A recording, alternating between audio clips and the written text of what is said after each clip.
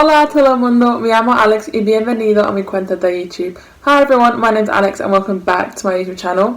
Espero que estáis bien, I hope you guys are well. Y en este video hoy, in today's video, vamos a aprender los géneros y las concordancias de los géneros.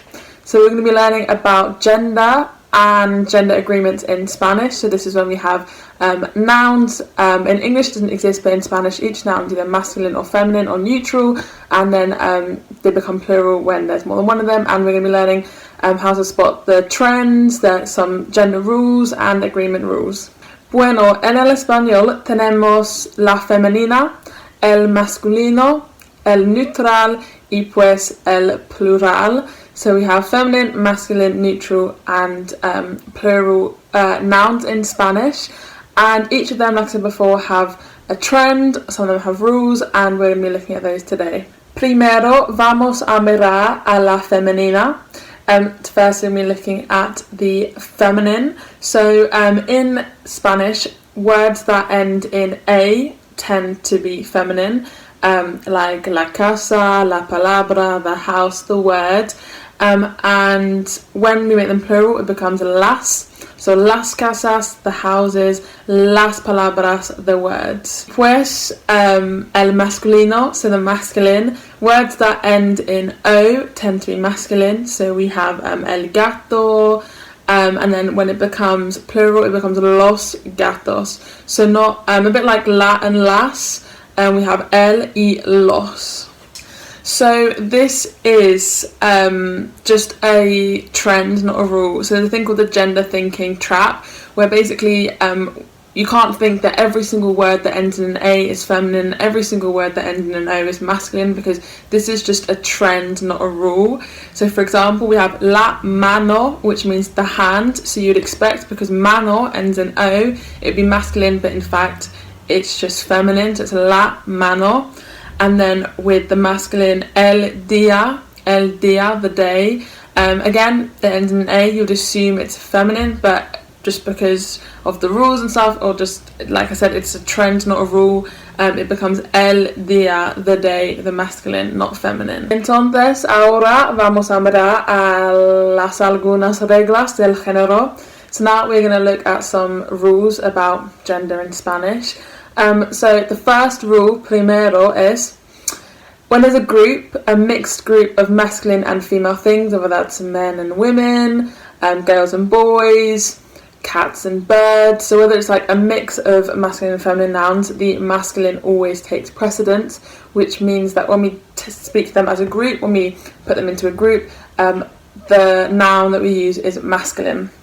So if there is un niño y tres niñas, one boy and three girls, doesn't matter how many girls there are, because there is one boy in that whole group, they become los niños, the children. Segunda regla es que there are some masculine nouns that end in consonants. For example, el profesor, el señor, so they don't end in vowels, they end in a consonant, which then have a female counterpart. So el profesor is a male teacher, but la profesora is a female teacher, and el señor is just Mr. And then la señora is Mrs. So as well as changing the article el to la, you also add an A onto the ending, only if the masculine verb ends in a consonant. Tercera regla is there are some nouns that refer to profession, so it's referred to jobs, that don't change genders. So the noun stays the same, whether it is a masculine or feminine person in that job. The only thing that changes is the article between el and la or los y las. For example, we have el modelo, which is a masculine model, but we have la modelo. So the noun doesn't change, they're both modelo, but the article el y la does change, and that can differentiate between whether it's a male model or a female model.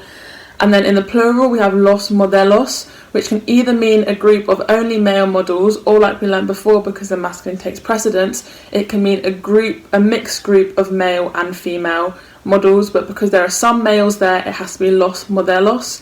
And then a group of only female models, there is not a male model in sight, becomes las modelos, but again, the noun doesn't change. The only thing that changes is the article before it. Un otro ejemplo es cineasta, which means a filmmaker. So el cineasta is a male filmmaker.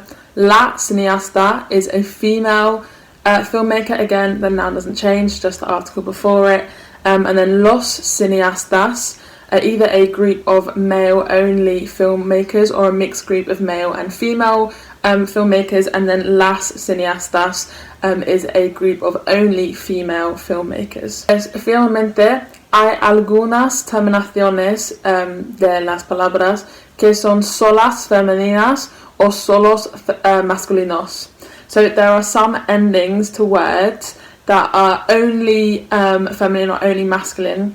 So for the feminine, if any word ends in any of these endings, so sion with an S, sion with a C, dad, tud, y hombre, they will always be feminine.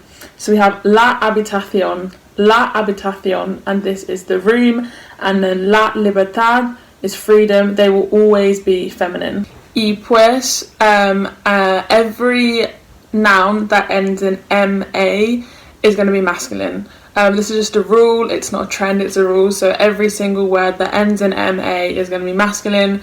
Por ejemplo, el problema is a problem, el enigma is a mystery. So yeah, every single noun that ends in MA will always be masculine. No question, no doubt, it will always be masculine. Muchas gracias por ver este video. Y el próximo video vamos a aprender a acordar sustantivos con adjetivos. So next video we are going to learn how to agree nouns with their adjectives and to do like gender, plural, all of this.